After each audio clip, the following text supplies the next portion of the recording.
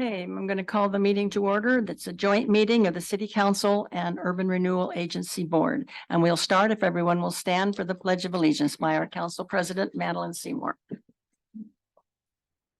I pledge allegiance to the flag of the United States of America, and to the republic for which it stands, one nation under God, indivisible, with liberty and justice for all. And we'll begin with presentations. Beth Patrick will be giving the Volunteer of the Month Award from GBA. Josh, got it. Oops, you're not turned How on. about there? There we go. That's better. Good evening, Madam Mayor and City Council.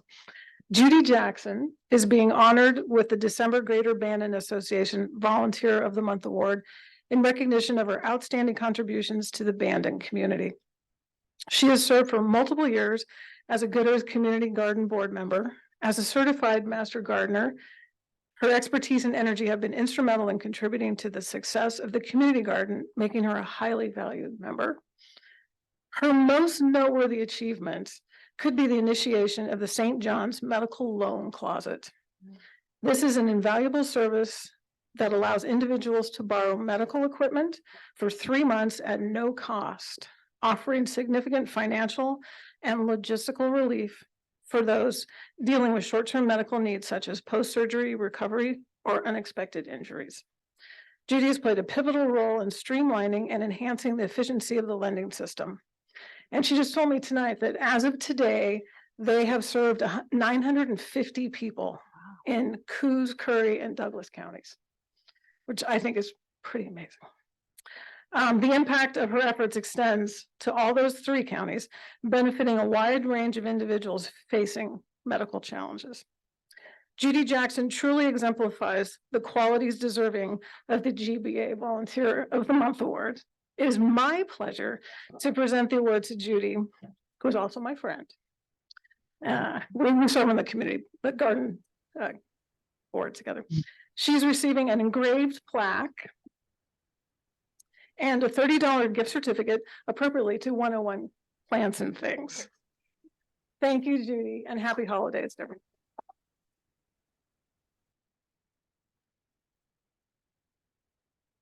The next item is a proclamation for the Zonta Club of Coos County, which says Zonta says no to violence against women. Mike, do you want to come up? And Mike Clausen represents the Zonta Club, and I'll be presenting this to you. Jody with me if she may come up. Sure. I already did. Okay.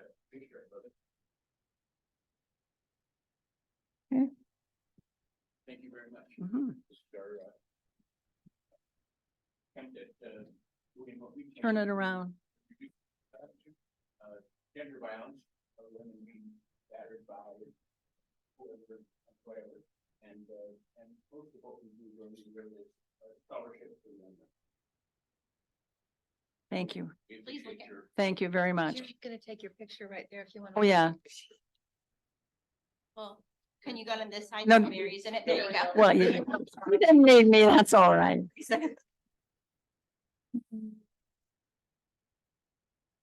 Perfect. Thank you. Thank you. Appreciate it.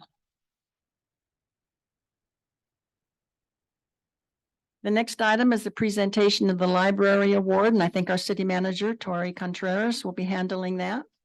Yes, thank you, Madam Mayor, members of the City Council. I'd like to invite Christine Kingsbury of the Director of the Cerritos, excuse me, sorry, Bandon. For 30 years, I can't get it corrected. So, but with that, we are very proud to share with you information about a grant we received, a $1,000 grant. I'll ask Christine to discuss about this. Wonderful. Okay, thank you so much. I just want to also give you an update on a few grants that we have recently received. The Cassell grant is for $1,000 for teen programming, and Paula Burris actually located that grant for us, helped us apply, so we appreciate her help on that. We also received another grant from the John Henry Eldridge Foundation for $3,000 for youth programming.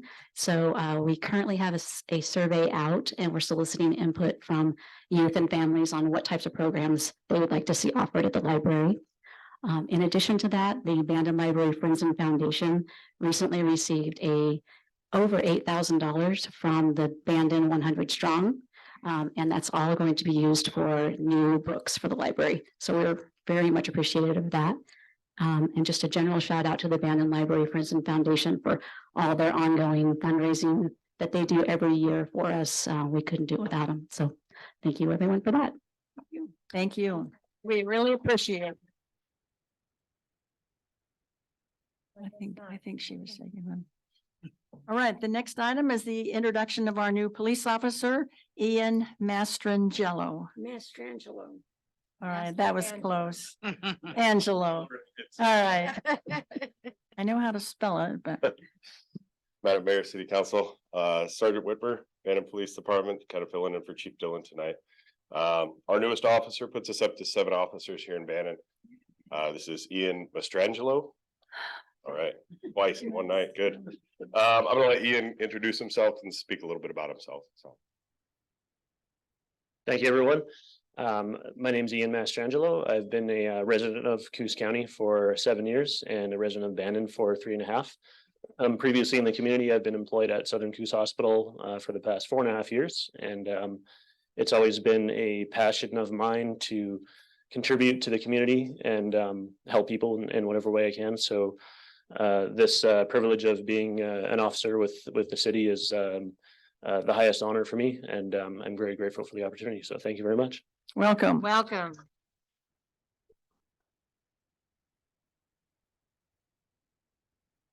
Okay, now we have the consent calendar items. If there's anything that anybody wants to pull out, and then we will discuss separately. If not, I'll hear a Motion motion. to approve consent agenda. Second. Been moved by Madeline, seconded by Peter to approve the consent agenda. All those in favor? Unanimous.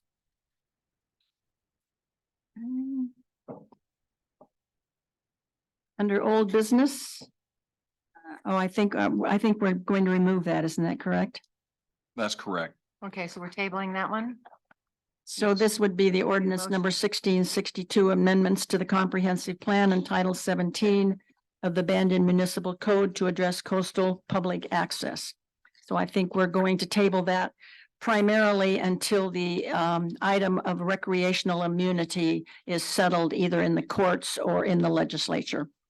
For years, we have been protected, both public and private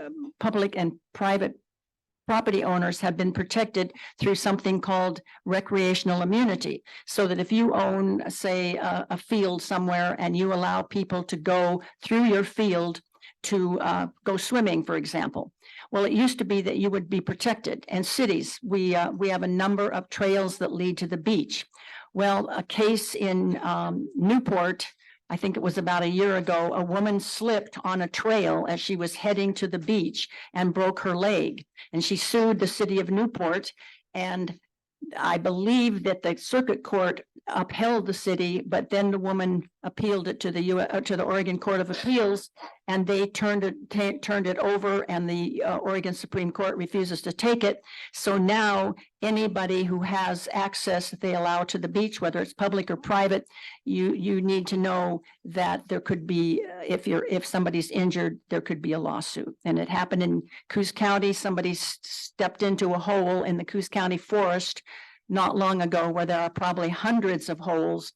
And the woman sued Coos County, and Judge Martin Stone ruled against the county, and they had to pay a sizable settlement. So it's an extreme concern, and that's the reason that we're not going to address the coastal beach access until probably that issue has been settled in court. Okay, the next item is resolution number 2333, city abandoned declaring a local emergency, providing for the completion of capital improvements to the Ferry Creek impoundment for the provision and use of raw water by the city's water utility. And our city manager will explain that. Yes, thank you, Madam Mayor, members of the city council. As indicated by way of the title, this is a request of city staff for city council consideration to issue an emergency order. And the emergency order is an effort to increase the city's raw water capacity. And in doing so, that will allow us to provide additional potable water. The proposal before you this evening is to issue the emergency order so that we could, in a timely manner, commence the remediation of sediment and debris, which is located within the reservoir, reducing the capacity. The unforeseen nature of this was the direct result of 2 years of drought conditions that had caused for less ground cover and plant material to be within the hillside area. And when last year's rain, which was above seasonal levels, it created a situation where additional sediment was deposited into the reservoir at 9 times greater the annual average of 10%. So with that, we are recommending that the city council issue the emergency order, and this will allow for work to be conducted at that location. There was a proposal that has been submitted as an attachment to the report. And with the city engineer, we have a representative in the audience today to field any additional questions. But in light of their due diligence, they are recommending that the contract be awarded to Bilateral Marine, and this would be for the removal of sediment and spoils, the dredging of a location within the existing reservoir, providing for a temporary haul route, and also spoils deposit area. And the estimate for this work is, I believe, spelled out within the recommendation, but it's for an amount not to exceed $161,575. And so with that, Aaron, if you have any additional information you'd like to share with the city council, now would be the appropriate time. Council, my name is Aaron Speakman. I'm with the Dyer Partnership, and we're your on-call city engineer, and I'd be glad to answer any questions you may have about this. Pull up the mic a little. Sorry. Kind of hard. I think the only thing that I'd add to Tori's comment, when you look at those types of emergencies, the way we look at them is if it fails completely tomorrow, does the city have access to that site? And we would say, no, you don't. So a large part of this project is to build a road and ultimately remove some of the sediment. But if you had to act tomorrow, you're not going to have any jump on the game, so to speak. So if there's any other questions about that, I'd be glad to answer them. Sure. Is ODF and W putting any restrictions on the time you can do the work? We haven't came across that yet. We've talked to them, from like a 10,000 foot level. We would apply for an emergency permitting process with them. Most of the jurisdictions are, a lot easier to work with an emergency, knowing that it affects your drinking water supply. If it was a traditional permit application, wait for response process, it would take a lot longer, but there will be some meetings with ODF and W to see if we can expedite that. What's your guesstimate on the time? Well, I'd call Builder if it gets approved tonight and ask him for a schedule. I'd hope that, when we first submitted proposals from them, it was in October. Now that we're in the copious Winter. amounts of rain, could be a little bit longer, but we would ask them to schedule as soon as they get dry enough weather to get equipment in there. Okay. That'd be our goal. I mean, doesn't really do us anyone any good to send them out there when it's raining 7 inches in a week. Emergency or permitting process for the state, how long does that take? Well, the emergency process with the state is typically we call and get approval to start the work. And then the same permitting that's required for a planned activity happens after the work. So there's a lot of documentation of how much fill, if you have fill removal, how much you did. And then at the end of the project, you would fill out the same permits and submit it back through the permitting process and work your way backwards through that process. So you don't avoid the permitting, so to speak. We would still try to hold the contractor to the same permit standards that we Sure. would see, but there still is a permitting process. But it won't hold up the work. It typically does not, no. Okay. Okay. Anybody else have any questions? So the adoption of the resolution will take care of A, B, and C, is that correct? Okay, so, I can't hear her. who, me? Are you talking to me? Oh, sorry. Better? Okay. So what am I, okay. Motion to approve resolution number 23-33 and emergency order number 23-01. Second. Been moved and seconded to approve resolution 23-33. All in favor? Thank you. Thank you. Thank you very much. Okay, the next item on the agenda is to take the determination of the scope of review for the appeal of a planning commission decision 23-045, a type 3 consolidated application for Gravel Point. And I need to point out at this time that we're not going to be taking any testimony on this because this is just the issue of whether or not we're going to have a de novo, which means a new hearing, or whether we're going to hear it on the record. But if anybody is here that wants to testify to say anything about Gravel Point, they can do it under public comment toward the end of the meeting, but it will not be part of the Gravel Point record because that we will be setting a hearing date for Gravel Point when people will be able to testify unless we decide to do it on the record, and maybe you've already testified. But this is just to determine the scope of our review. It is not a hearing on Gravel Point. Okay, do you want to explain that? Yes, thank you. I'd also like to add that staff was in receipt of one public comment. And in addition to that, we received a petition signed by 47 individuals. This information will be included in the record when that item is scheduled for consideration by the city council. But with that said, for tonight's presentation, I'll defer to Dana Nichols, the planning director. Dana? All right. Thank you. Please let me know if you can't hear me, but thank you, Madam Mayor, members of the council. So this is for the determination of the scope of review. As you said, for the Gravel Point decision, the Planning Commission approved their type 3 request for a conditional use permit and a variance, as well as a plan review for their commercial design standards, parking and signage. Back on November 2nd, we mailed out the notice of decision on November 7th, and we received 2 appeals that we found to meet the city's criteria for appealing, which are both included in your packet tonight.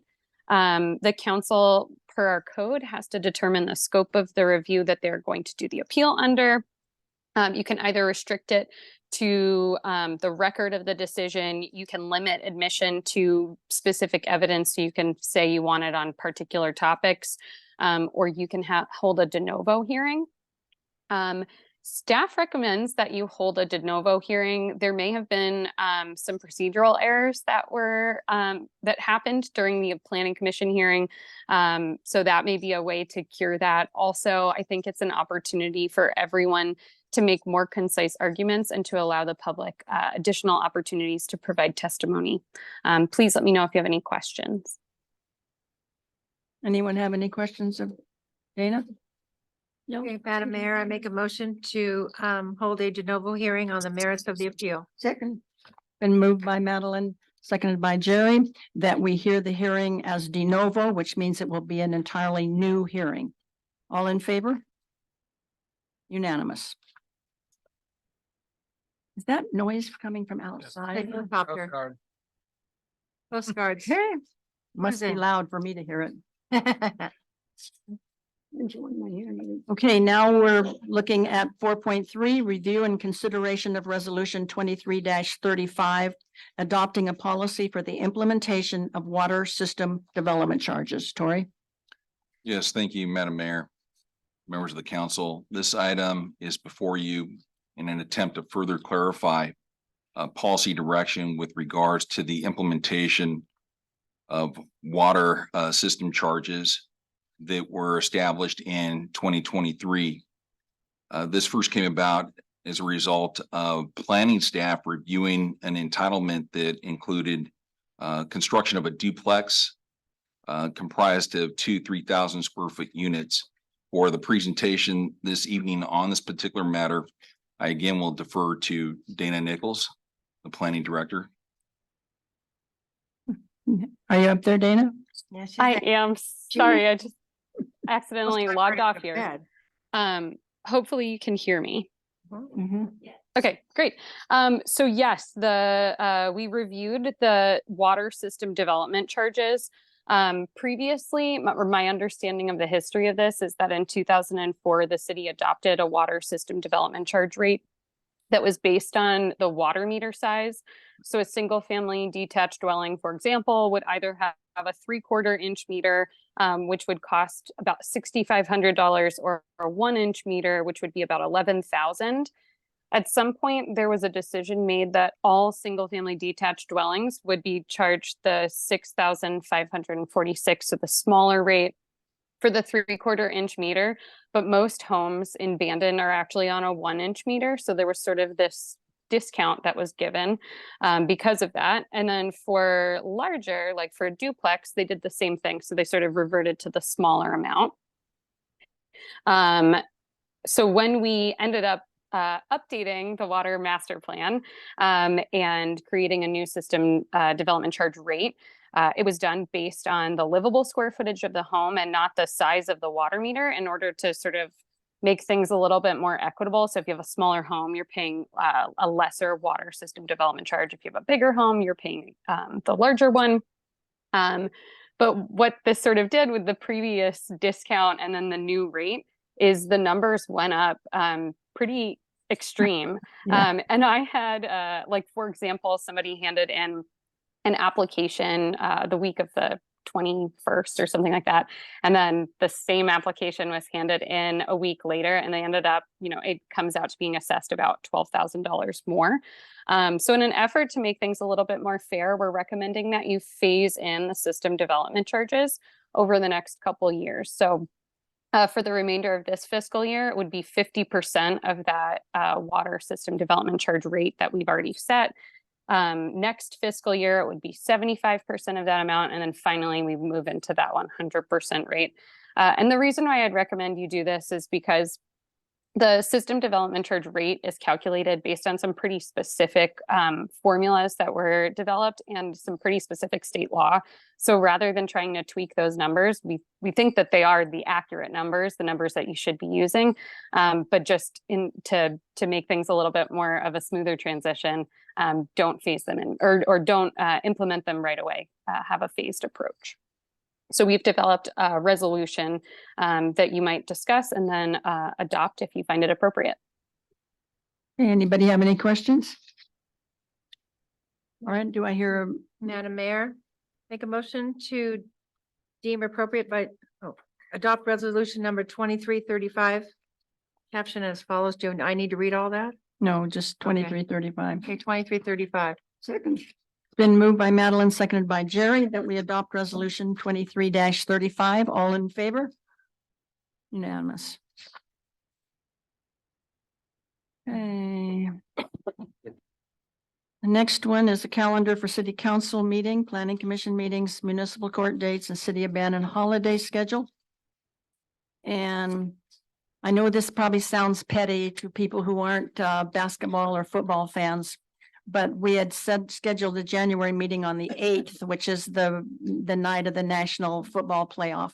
So we're hoping that we can schedule it for the next day, for Tuesday night, but we want to let people know that if they come on Monday and they're not watching the football game, then we might not be here.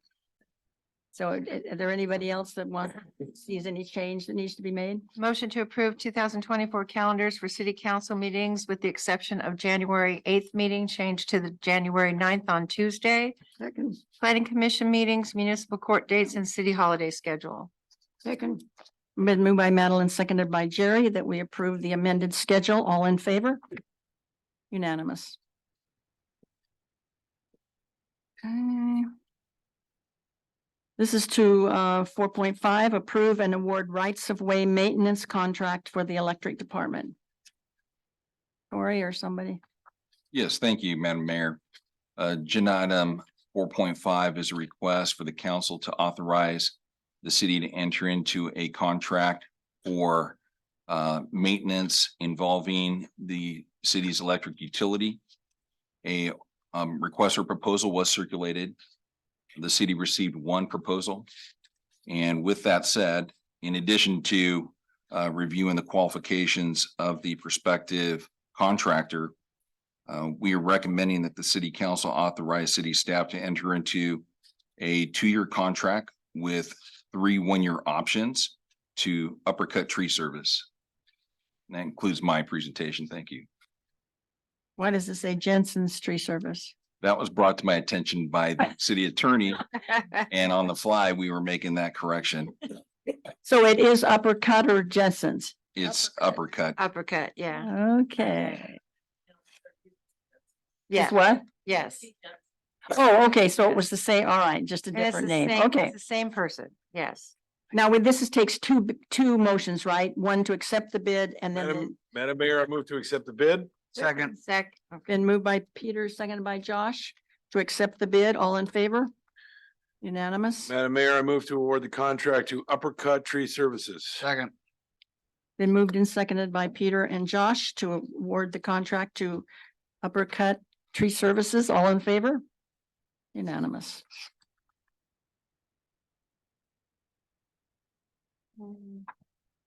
Resolution 23-36, clarifying resolution 23-14, adopting fiscal year 23-24 budget. I guess this is Paula or Tori. That's correct. I'll defer to Paula for this presentation.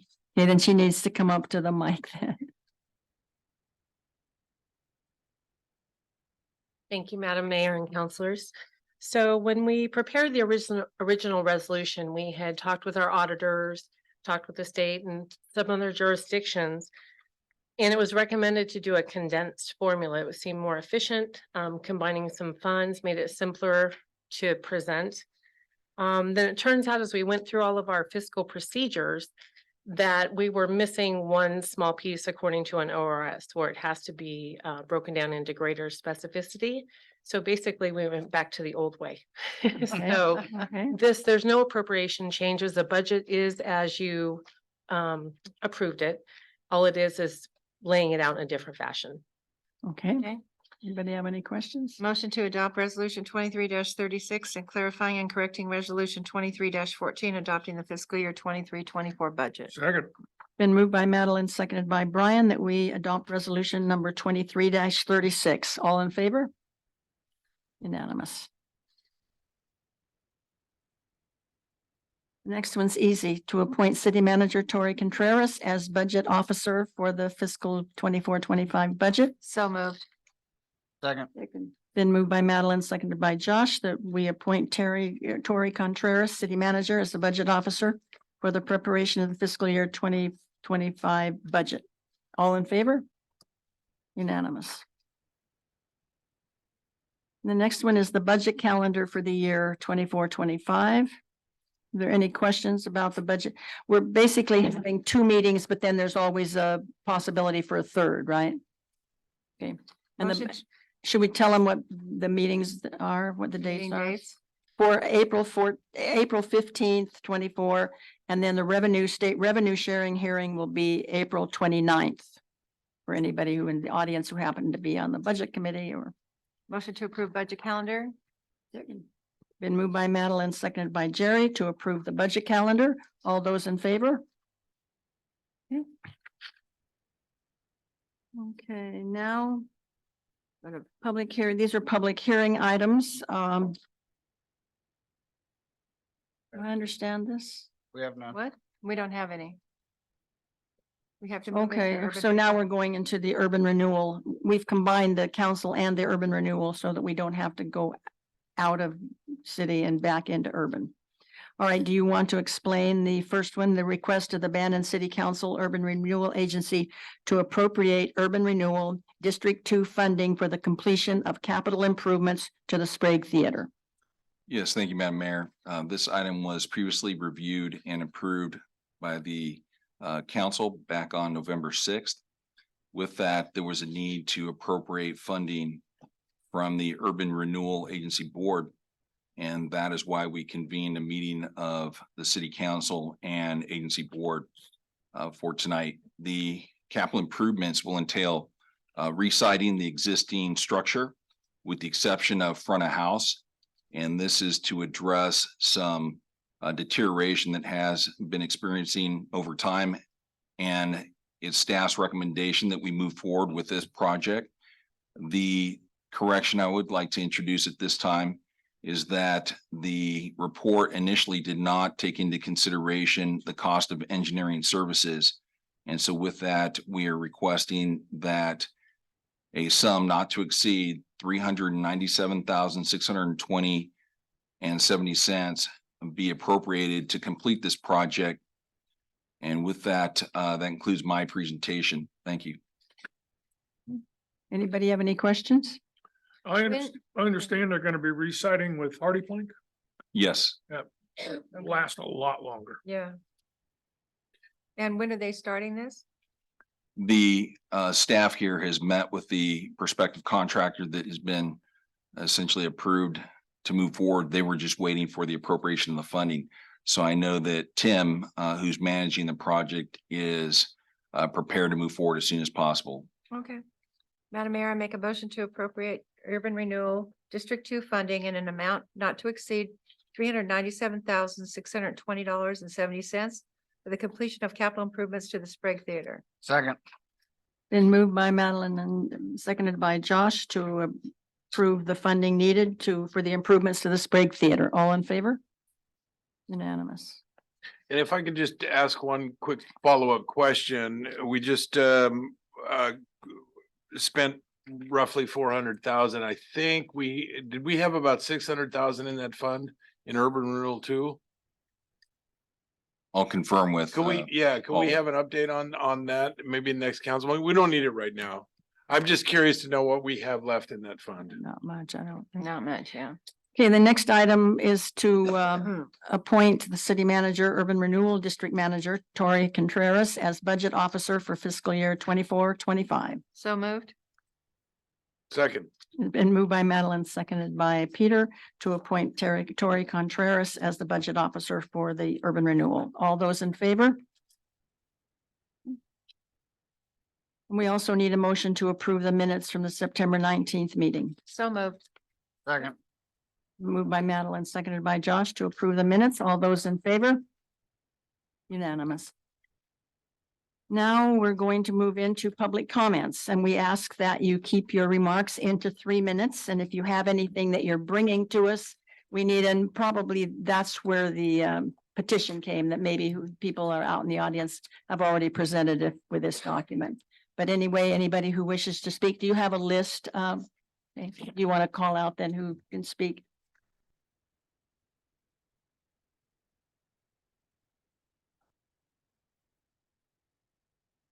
Okay. Thank you, Madam Mayor and council members, for allowing me to have my moment, if you will. I am a class student of Coquille Martial Arts, who is providing and has been providing for over 10 years these martial arts classes for our community. They're based in Coquille, and I am not affiliated with them other than being a student of their classes. Okay. Briefly in history, they started providing classes to Bandon people in 2005 when there were some families that were having difficulty getting to Coquille for their classes. So they arranged with the barn to provide classes there. 3 years later, the barn closed for renovations, and they continued in Bandon by renting temporary spaces in other facilities. For the next 5 years, they provided these classes, but at a cost to them, their business, because largely in part because of the increased costs from these commercial facilities.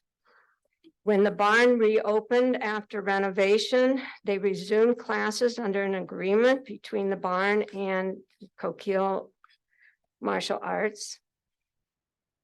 At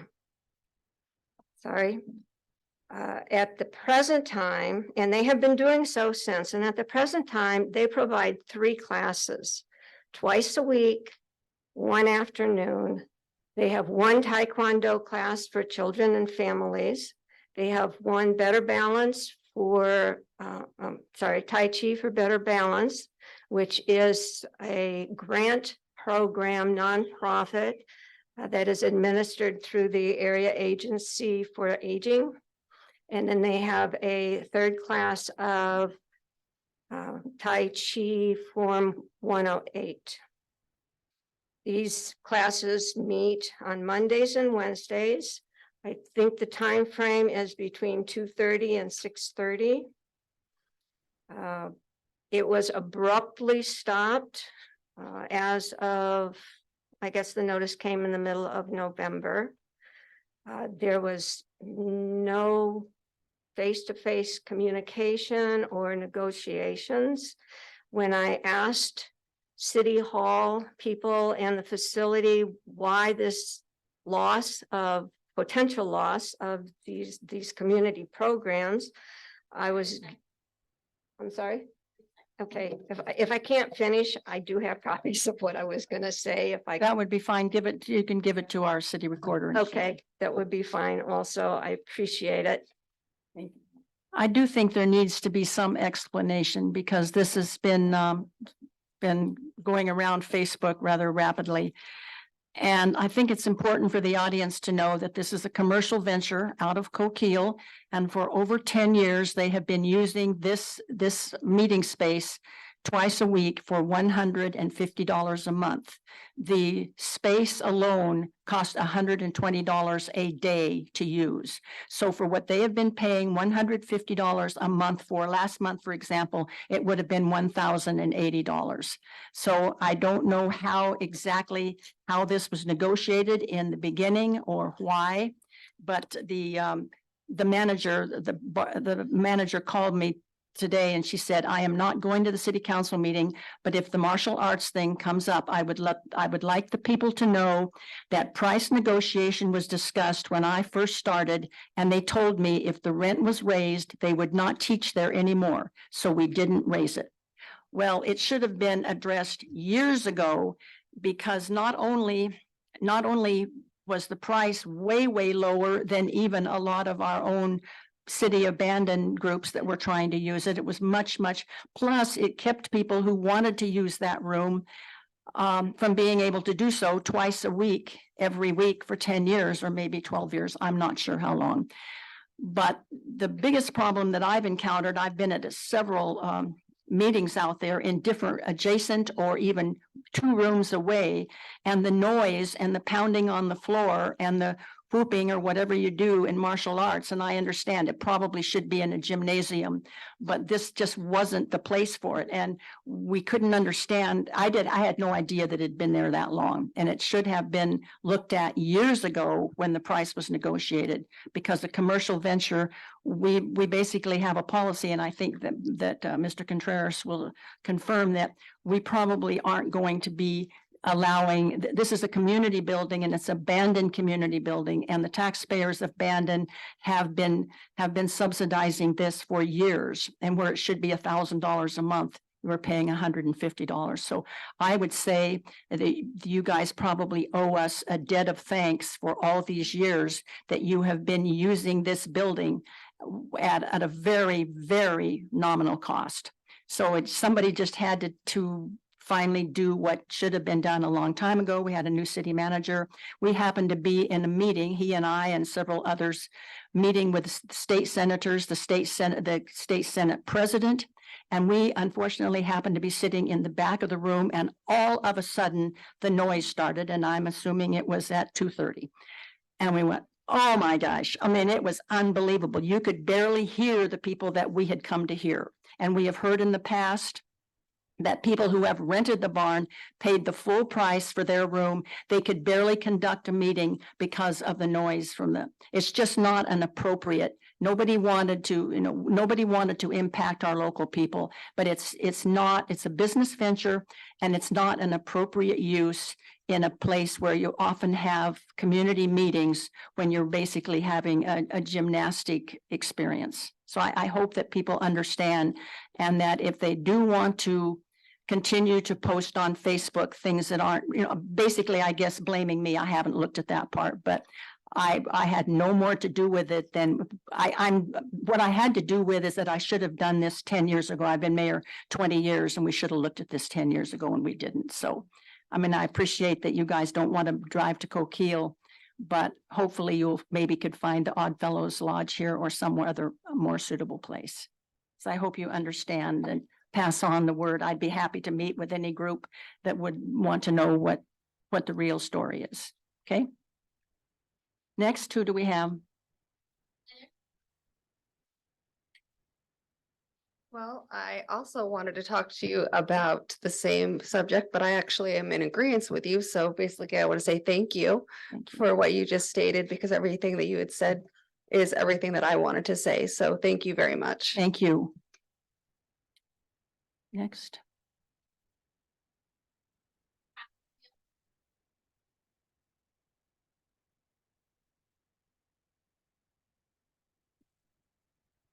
Good evening. I represent the concerned citizens of Ocean Trail Subdivision, Lincoln Avenue, and Spinnaker to Seabird. The city transportation system plan, we believe, was created when it envisioned residential development along Carter. Now there is a proposed huge commercial development, Gravel Point. We are not protesting Gravel Point. However, the traffic it will create in our area is unacceptable. This is an easy fix. Simply make the existing west end of Carter a dead end, like Ohio Street in Bandon, for instance, to allow only pedestrians or emergency traffic. Please allow the accompanying petition signatures and information, which we have 73 signatures. Thank you. Okay, thank you. And you have heard me, what I said earlier, that there will be a hearing, a time to talk. Okay. Next, How about Zoom? anybody on Zoom? Because there seemed, are you sure? Can you people on Zoom hear me? Because if anybody wants to talk, we understand that last month we didn't get people that wanted to talk. And we want you guys to know that there should be a little hand on your computer that can allow you to raise your hand if you want to talk. If not, maybe we've done the best we can. Okay. All right, the next item will be city manager comments. I have nothing to add this evening other than to wish the city council, city staff, and the residents of Bandon a Merry Christmas. Thank you. Shayla? Nothing, thank you. Sergeant, you want to have anything to say? We appreciate you being here, by the way. It's really becoming more and more important that somebody from the PD be here. Okay. Brian? Yeah, I also would like to wish everyone a Merry Christmas. I hope everyone had a good Thanksgiving. And would you give our Public Works and Hydro crew an attaboy for probably being on call during this storm? And I don't think we suffered much damage, but it was nice to know that if there was, those guys would be on top of it. So to give them an attaboy and thanks on my behalf. Well, I wish everybody a Merry Christmas, Happy New Year, and I appreciate the lights outside. They did a nice job this year. Thank you. Yeah, City Hall looks really festive this year. Very nice. I wish everybody a Merry Christmas, Happy Holidays, and I'm sorry, and the oh, I'm chamber, sorry. and the chamber also. It's our chambers here. Oh, The girls did it. yeah, the Thank girls you. did a really nice job. Sorry. All of our trees.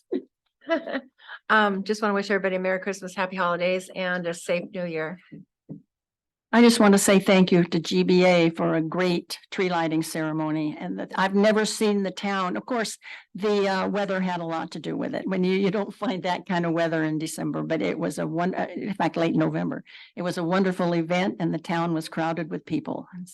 And I hope that people will shop local. I know it's always easier to punch the button at Amazon, but it sure helps the locals to support them.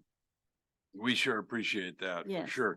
And I'd like to remind everyone that this coming Saturday is the Lighted Christmas Parade downtown, and we will have another Nog Walk, cider stroll. I do hot butter drums at the Cobbler's Bench. And I would like to congratulate Judy Jackson on being the volunteer of the month. That's all I have. I will say Merry Christmas and Happy New Year. Thank you, everybody, for coming and for your comments.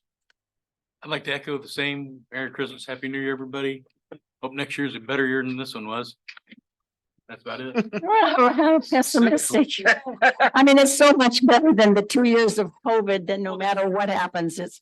And we are going to adjourn to executive session, but we're going out of the room. Ordinarily, we throw everybody out and it's so negative, but we are going out. Will there be any decision then when we come back, do you think?